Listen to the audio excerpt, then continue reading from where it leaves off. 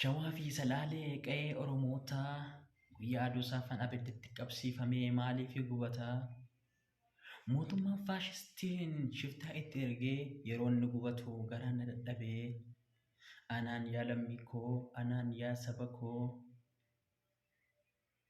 atis hin dagannee Wallaggaa fi Walloo maqaa shanii jedhuun kichuu meeqa dhabnee fuula haadhaaf abbaa duratti rasaasaan tumamee reeffi isaanillee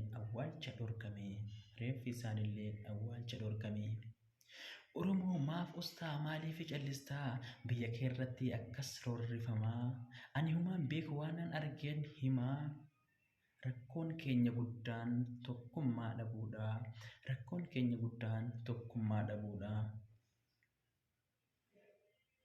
Wallaggaa fi Walloon gaafa inni dhumatu Harargee fi Arsii maaliif callistuu? Gujii fi Booranni gaafa inni gubatu Iluu Abbaa Boorii fi Jimmaan maaliif hin birmattuu? Shawaa fi Salaaleen dirooniin tumamee yeroo inni dhumatu haati Oromootaa boossee mankaraartuu Karrayyuu fi Baaleen daftee hin qaqqabduu.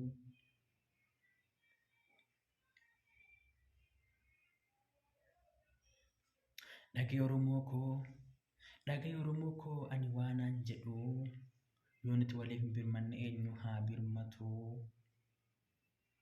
Kanaaf si koomadhaa fira biraan qabu qomoo koo naaf oolchaa hundumti keessanuu.